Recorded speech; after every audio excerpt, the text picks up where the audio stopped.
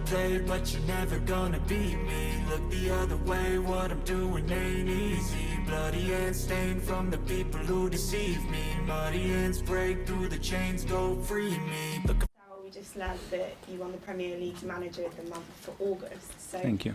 how rewarding is that recognition, especially given how you ended last season, narrowly missing out on top four?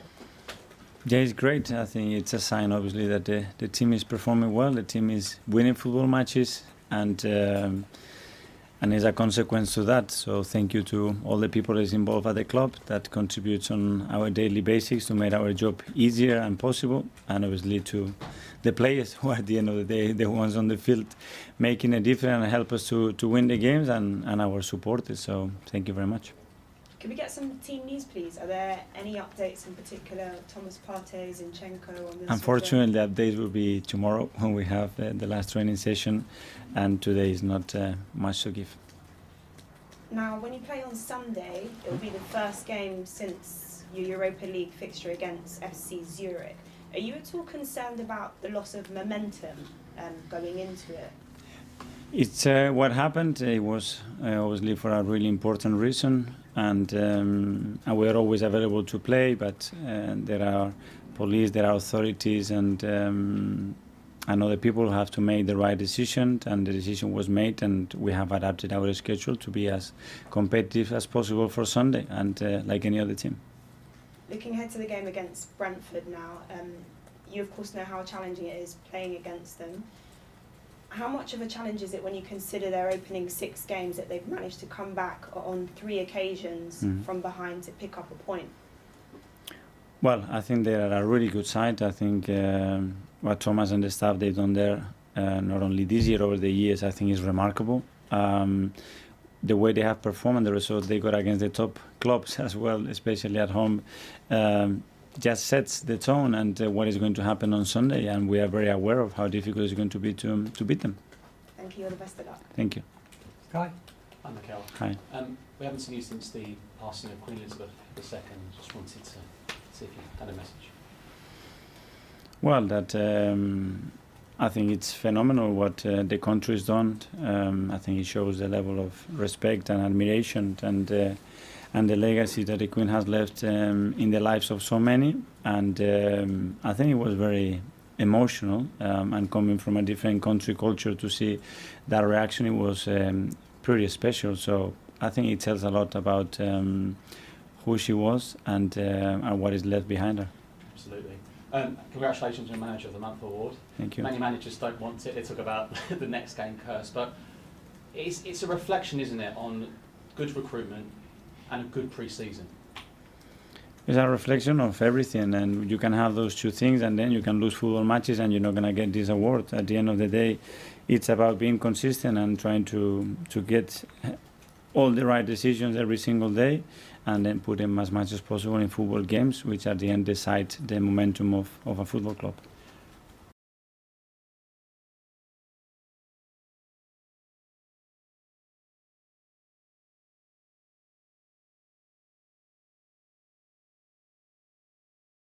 Obviously, you're going to check on the players with another training session tomorrow. But I want to talk about Emile Smith Rowe. There was a video that he sort of had some discomfort in the warm down after Manchester United. Can you give us more on that? And he looked visibly upset at some point. Yes, that's been an ongoing issue that he's had. He's had some discomfort in the groin area. Unfortunately, he hasn't had any continuity this season, and it's something that we are trying to assess, trying to help him as much as possible in any way that we can, because we need him fit, we need him available, and we need him performing at the best level, because he's such an important player for us. And unfortunately, for this period and period last year, we haven't had him. Just on the international call-ups, no Ben White for England. Are you surprised by that? And also, is there a worry he's playing well at right back, but if he's playing right back, then Gareth Southgate's overlooking him at centre half?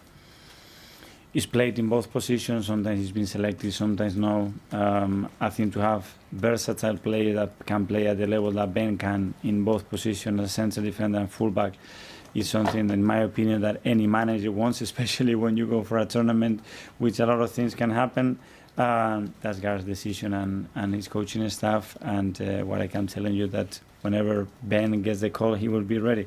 Just on the Brazilians, because the Brazilian coach has visited here and he's got a good relationship with you and Edu, but I was a little bit surprised to see Gabriel Jesus not selected. Have you been given a reason for that?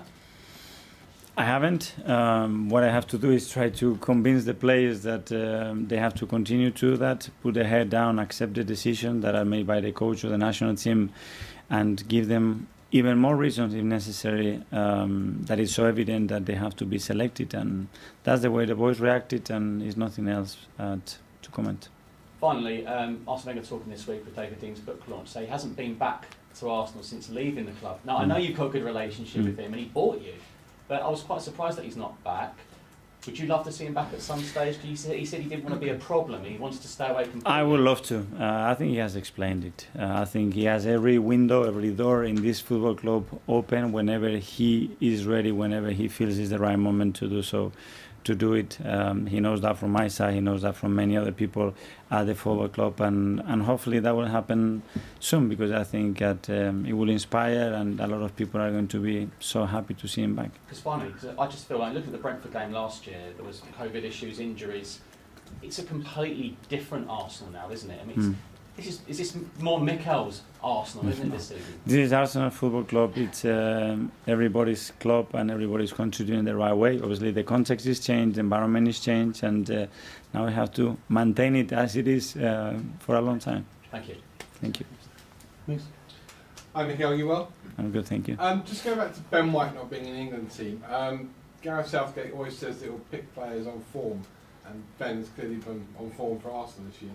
As a manager, how much, when you pick a player in your 11, how much is form ahead of trust and what a player has done before? Because when you look at it, Harry Maguire hasn't played for Manchester United yet. He is in the England team. Ben White has played well for Arsenal yet isn't. I don't know. You guys take every time word by word, as well. Every time we say something, but listen, Gareth picks the best team, the best squad that he believes is for now. It doesn't mean that it's going to be the case in November. The squad that they have available is just incredible, and everything that we can do to help Ben, we are trying to do so. And I think Ben is giving a lot of reasons to be selected, and that's all we can do. Of course, one player who was selected as well was Ivan Toney, who you'll come up against on Sunday. A very unusual rise to the top. He was at Newcastle, then went to Scunthorpe, and via Peterborough and Brentford. Now he's got to where he is. Just give us an idea of how you rate Ivan Toney. I think it's a great story. I think this country has had stories like this in the last few seasons. The same with Jamie Vardy and how that happened. I think it's extraordinary. That means that, again, the opportunities are open for everybody. That is just about showing consistency, showing quality and belief. It can happen at any age. It's not something that is determined already, that if you don't go through that phase in that period of your life, you cannot become a professional player, a top player, an international player. So I think it's a great thing again. Is it a typical English story? Would it happen in Spain? I don't know. I cannot think about stories like this that have been after so successful like that. But I don't know. It's maybe something to think about. What about your opposite number on Sunday, Thomas Frank? I think he's done an incredible job. Himself, the coaching staff, and I think the club, the clarity, the philosophy and the vision that they had, and how they have executed, how they are constantly evolving it. I think they deserve a lot of credit for what they do. And we all know finally why last week was called off and why yesterday with PSV was called off. In a way, were you very relieved that your game at Brentford goes ahead, because otherwise it would have been a long time from Zurich to after the international? We needed to play. We want to play games. When you look at the schedule after the World Cup especially, or what we have to go through October, we need to play the games, because if not, it's going to be just impossible. Good luck. Thank you. Mikel, just clarify, is Ben White actually fit? Yes. So he was left out, that was a selection thing, it wasn't a manual injury? He's fit. There's no problem there, okay. And I know you said that the team news is tomorrow, but is anybody definitely ruled out at this stage? Tomorrow, whoever we have to rule out is going to be tomorrow. We have still those 24 hours to see if one or two can be considered tomorrow for training, and for sure for selection, and that will be key in the next 24 hours. And just finally for me, Chelsea, Liverpool, Man United, all not playing this weekend, how much of an opportunity is it for you to create a real gap? I know it's early September, but to create a real gap between you and those sides? We have to win our matches, and the other games at some states have to be played. Everybody's going to play the same amount, but again, obviously seeing the table and where you are and where you want to continue to be, it's always important, because I think emotionally and in terms of belief, I think it's helpful. We saw in the Amazon documentary for the Brentford game at home last season that you used the tweet from Ivan Toney after the first game to try and motivate your players. Will you have any sort of similar team talk in the mind going into the game this weekend? I haven't write the script yet for that one. I'm sorry. Do you think you might use sort of the circumstances? If you have any ideas, just give it to me. I'm running out of ideas. Mikel, we didn't get a chance to speak to you obviously after the Zurich game, but Marquinhos put in a hell of a performance over there, goal and assist. Looked very emotional after his goal as well. It was clearly a big moment for him. How happy were you with the way he performed and the way he sort of stepped up when you asked him to? I was looking more at the faces of the rest of the staff and players. He's a player that is very popular. With no English, just with his smile and his attitude has win the respect and admiration of everybody here, and it was a big step for him because he hasn't played enough minutes with us, but we were willing to give him the opportunity. I think he deserved it. I think he took it really well, and it's a player that again he needs to keep developing, and in order to do that we have to give them minutes and opportunities. So we've not seen him in the Premier League yet, but that was a sign that he's clearly getting to the stage where he's going to be ready to compete. We want to build the steps, and when we have asked him to play with under 23, he's done incredibly well. His attitude always by every coach and player has been seen as it cannot be any better, and that's what we expect from the player. So that's why he got the chance against Zurich, and he might get another chance very soon. And just lastly, I know you've spoken about team news, but Ukraine have announced that Zinchenko is injured and isn't travelling to join up with them during the international break. Can you just tell us what's happened with him and how serious it looks? Well, again, we have to wait till tomorrow to make that decision where he was on that moment, and what we have decided to do for International Week doesn't mean that we're going to decide the same for the weekend, so it's something that we will address tomorrow. Hi Mikel, just on Ben, I know last season he played in both positions as well. Against Chelsea at Stamford Bridge, it was in the same game he'd flipped positions. I was just wondering, did that come naturally to him, or was it something that you've kind of had to talk about over a long period of time? Not long, obviously it needs talking, because when you are thinking about doing something to maximize the resources that you have in the squad and to have some connection, there are some other options to play the way we want to play. You have to have the certainty that the player is happy to do so, that he feels capable of doing it, because if not, it's just a waste of time. So that has to go both ways. I had those discussions with Ben. He's always been very open. I think he's really enjoying playing in that position. That's why he's been doing so well, and I think it's great for him at his age to be able to play in other positions. And with him and Tomiyasu, would it be a case of who suits an opponent more, or would it depend on what you want to do as both team? Can play centre defender as well. Tommy has been playing left centre back for the national team in Japan. When you look at his games, it's great. He can play as a left back because you could not tell if he's right or left foot player.